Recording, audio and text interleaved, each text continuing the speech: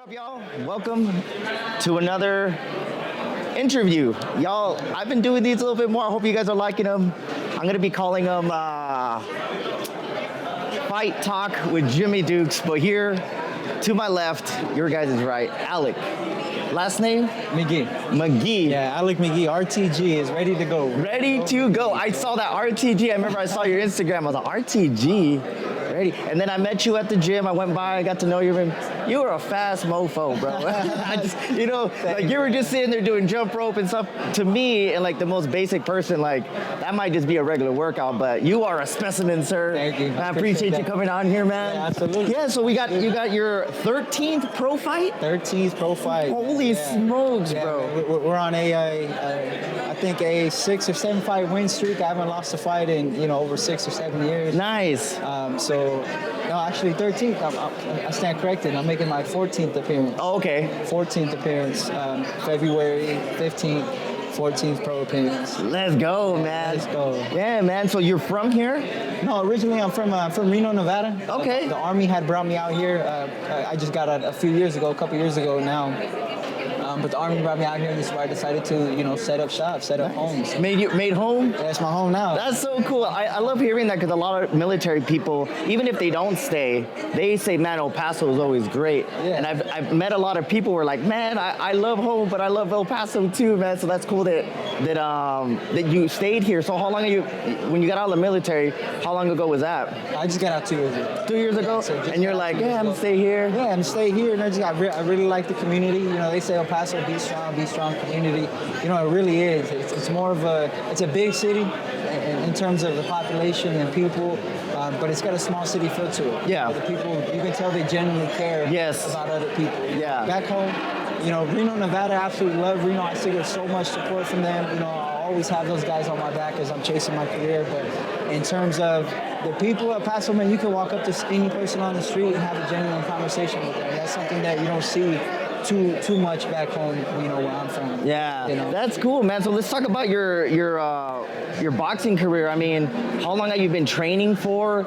And how many did you have an amateur career? Or how did that all go about? Yeah. So I had 76 amateur fights. Holy! Yeah, a lot of fights. See, this is what trips me out. Yeah. It trips me out about boxing is that you guys have such a good lengthy amateur career before making that pro debut or that gym.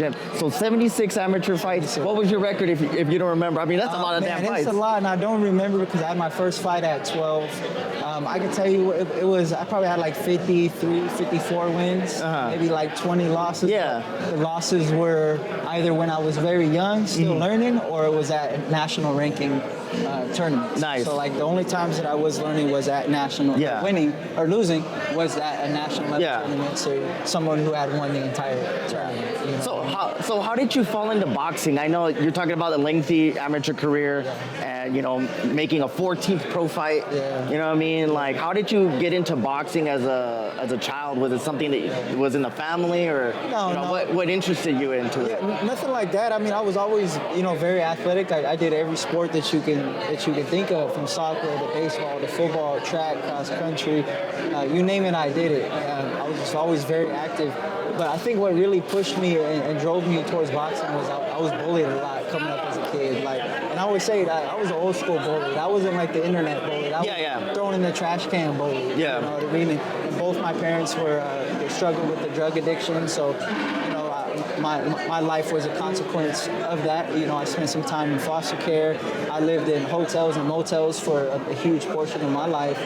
So boxing just kind of gave me an out. I already know what it feels like to be in the slums, to be the bottom of the barrel. So boxing was just kind of my window and my opportunity to be out of that, to feel out of that, to feel important, to have an opportunity to leave a legacy for my family. You know what I mean? So yeah, that's awesome. I love and that's one of the biggest things that when I love talking to athletes or just people in general, that those kind of stuff does happen, and a lot of people don't realize how often that could happen. But using boxing as kind of a vehicle to kind of look something more positive and talk about that. So, you were traveling on, I can only assume, as an amateur and all that. Yeah, so, when you were leading up to being a pro, like when did that switch make sense for you? Kind of like, was it kind of like a decision that you always wanted to go pro, or was it kind of like, I guess I'll do it? Well, my goal was originally the Olympics. I went and fought the Olympic trials. I believe it was I want to say 2016. I could be wrong on the year, but I fought the Olympic trials. I made it to the semis. I ended up losing to Colorado. But it was one of the first years that there was no headgear in amateur.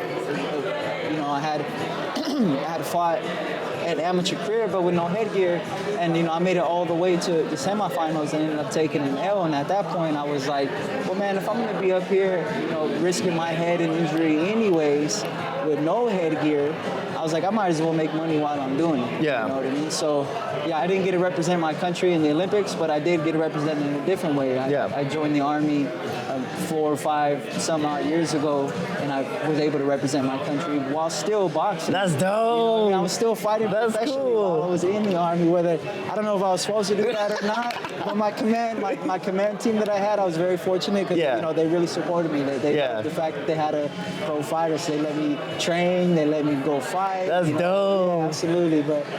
That's cool, man. Yeah. So talk about that first pro fight. Like, was it kind of like, oh shit, here we go. Like talk about if you don't mind, how old were you when you made your pro debut? I was 22 years old when I went pro. I went pro in my hometown. It was at the Atlantis Casino. Let's go. It's a huge casino, big casino in Reno, Nevada. It was so loud. I just remember it was so loud, and I don't think I fought in front of that many people, or not notably that many people before, and I was on top of the world, man. Nice. I fought a 5-2 guy, I think, at the time, and coming in as a debut and looking at somebody who already had 7 pro fights, and 5 of those are wins at that. I was a little nervous just because a lot of fighters they fight bums. They fight a lot of bums their first 10 or 15 fights so that they can get that experience or get that name known for themselves. Yeah. So I thought, okay, shoot, maybe I'm being mismanaged. Yeah. Maybe this ain't the route to go. Uh-huh. So I had my doubts, but I always have my doubts. But it's definitely the work that I put into the gym and into training. They make them doubts go away. Nice. But man, the second that bell rang, I was, he couldn't touch me, man. Right. He couldn't touch me. So I'm assuming you won the pro fight. You won the pro debut. Let's go. Absolutely. And then I won my second fight. I was fortunate enough to fight on a top rank coupled card. So I ended up beating Sergio Lopez that advanced me to 2-0. Let's go. And so that's cool, man. And here we are, 14th fight. Here in El Paso. So talk. Have you fought here in El Paso before? I have, I fought last March at the Coliseum. Okay. I won as well. Let's go. You're on a 6-fight tear. We're gonna make it 7 or 8. You know what I mean? It's crazy because because I'm getting to know a lot of athletes. Like sometimes you guys man, I don't remember how many fights, because you guys are just so focused on the task at hand. Yeah, absolutely. You know what I mean? And I like how you said that because you're honest. I think I'm on a 6-7 fight. But somebody that I respect that athlete because you're making a point yes I am, but I don't know exactly. But that's not my goal. To remember stats like that. So the fact that you're hey, I know I'm on a win streak. Here we go. Keep it up. Yeah, Empire Promotions. That's all I'm focused with. February 15th and shit. 15th. But I'm looking forward to seeing you out there, man. You look like a shifty guy, and I'm looking forward to just seeing you go out there and do your thing, man. I started following you on social. You got a lot of other things going on. I love meeting people that are just pursuing whatever they got going on, man. And it seems like you got a lot of things positive going on in your time, man. And I appreciate your time, man. But make sure you guys go check him out. Absolutely. Instagram's gonna be there at the bottom. RTG, ready to go, man. Huge shout out to my pops, man. That dude's doing everything that he can do to manage my career. He's been guiding my career over these last 6 or 7 fights, 6 or 7 wins. He's doing everything that he has to do. A huge shout out to my sponsors, Wing Kinks here in El Paso, man. Them dudes are way better than Wingstop. Let's go. I genuinely love those wings. That's dope, man. Shout out to those guys for helping me out and carrying me along the way. Yeah, man. Well, thank you so much for your time, man. Maybe you guys February 15th. I'm going to be out there commentary doing my best, but these guys are going to be out there putting on a show. Tune in, baby. Tune in, UTEP Memorial Gym, man. Until that beat down in Chuco town. I like that. Thank you so much for your time, man. Good luck, man. For real, man. Good luck. We'll see you out there, man. So much, man.